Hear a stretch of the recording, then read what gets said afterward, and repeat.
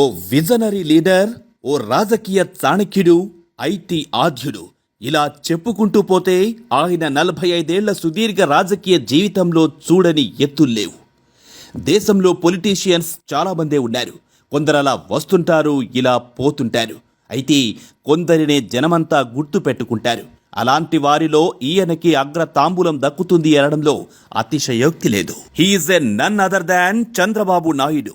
దేశంలోనే Chandrababu senior most politician. ఆయన దాదాపు 25 ఏళ్ల క్రితమే ఓ రాష్ట్రానికి సీఎంగా పనిచేసిన వ్యక్తి. 23 ఏళ్ల క్రితమే విజన్ 2020 అంటూ స్వర్ణాంధ్రప్రదేశ్ అంటూ కలలు కన్న వ్యక్తి. రాష్ట్రానికి కేవలం సీఎంగా కాకుండా సీఈఓగా పనిచేసి అందరి ప్రశంసలు అందుకున్న వ్యక్తి కూడా అతనే. ఏనాడు విజయాలకు ఉప్పొంగిపోలేదు, అపజయాలకు కుంగిపోను లేదు. నిండు కుండలా తొణకని ఆయన వ్యక్తిత్వం భావితరాలకు ఆదర్శప్రాయం. ఎన్టీఆర్ తర్వాత ముఖ్యమంత్రిగా పగ్గాలు చేపట్టిన చంద్రబాబు రాజకీయాన్ని కొత్త పుంతలు తొక్కించారు. అభివృద్ధికి కేరఫ్ అడ్రస్గా మారారు. ఎన్నికల సమయంలోనే రాజకీయాలు మాట్లాడుదామని, మిగిలిన సమయంలో అభివృద్ధి ఎజెండాగా పనిచేద్దామని పిలుపునిచ్చిన గొప్ప రాజకీయవేత్త ఆయన.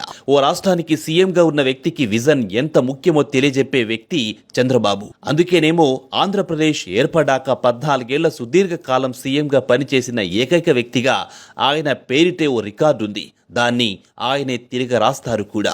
ప్రజల వద్దకే పాలన అని జనం దగ్గరికి ప్రభుత్వ అధికారులను రప్పించిన ఫస్ట్ సీఎంగా చంద్రబాబు రికార్డు సృష్టించారు. జన్మభూమి, శ్రమదానం అనేక కార్యక్రమాలతో జనాన్ని ప్రభుత్వంలో భాగస్వాములుగా చేర్చి సామాజిక బాధ్యతను, సామాజిక చైతన్యాన్ని తీసుకొచ్చారు. బీసీలో అత్యధికంగా ప్రాధాన్యతనిచ్చి వారిని సామాజికంగా, ఆర్థికంగా, రాజకీయంగా అభివృద్ధిలో తెచ్చారాయన. ప్రతి 3 కిలోమీటర్లకు ఓ స్కూల్, ప్రతి మండలానికి ఓ జూనియర్ కాలేజ్, ప్రతి పట్టణానికి ఓ ఇంజనీరింగ్ కాలేజీ నెలకొల్పి విద్యార్థుల భవిష్యత్తును తీర్చిదిద్దిన అపర మేధావి అతను. ఇన్ఫర్మేషన్ టెక్నాలజీకి ప్రాధాన్యతనివ్వడం, హైదరాబాద్ ని ఓ నాలెడ్జ్ హబ్ గా తయారు చేయడం, దానికి కావాల్సిన ఇన్ఫ్రాస్ట్రక్చర్స్ ఏర్పాటు చేయడం, ఇవన్నీ చంద్రబాబుకు తనకు ఐటీ పట్ల ఉన్న విజన్ ని తెలియజేస్తాయి. సాఫ్ట్వేర్ రంగానికి అధిక ప్రాధాన్యతనిచ్చి లక్షలాది మంది యువతకు ఉద్యోగ అవకాశాలు కల్పించారు. బిల్ గేట్స్ ని హైదరాబాద్ కు రప్పించి ఇక్కడ మైక్రోసాఫ్ట్ ఆఫీస్ ని ఏర్పాటు చేసి హైదరాబాద్ బ్రాండ్ ఇమేజ్ ని ప్రపంచంలో నిలిపిన ఖ్యాతి ఆయన సొంతం. ఇలా చెప్పుకుంటూ పోతే చంద్రబాబు విజయాలెన్నో. అయితే ఆయన రాజకీయ జీవితాన్ని ప్రత్యర్థులు సాఫీగా సాగనివ్వలేదు. అయితే కుటిల రాజకీయాలు, కుట్రలు ఆయన్ని కించిత్ కూడా తొణికేలా చేయలేకపోయాయి.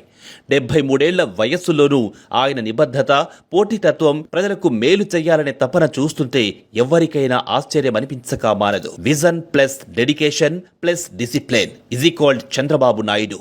ప్రస్తుతం అప్పుల ఊబిలో కొట్టుమిట్టాడుతోన్న ఏపీని మళ్లీ అభివృద్ధి పదాన నడిపించగల ఏకైక ఆశాకిరణం చంద్రబాబు ఒక్కడే. ప్రస్తుతం ఏపీలో సాగుతున్న దుష్ట పాలనకు చరమగీతం పాడి ఏపీకి పూర్వ వైభవం తీసుకురావాలనే జనం ఆకాంక్షలు నెరవేర్చాలంటే చంద్రబాబును మళ్లీ సీఎం కుర్చీలో కూర్చోబెట్టి తీరాలి. ఇది చారిత్రాత్మక అవసరం. అప్పుడే ఆంధ్ర రాష్ట్రం స్వర్ణాంధ్రగా మారుతుంది. తన 74వ పుట్టినరోజు జరుపుకుంటోన్న విజనరీ లీడర్ చంద్రబాబుకు ఇవే మా జన్మదిన శుభాకాంక్షలు. Wish you a many more happy returns of the day Babu గారు.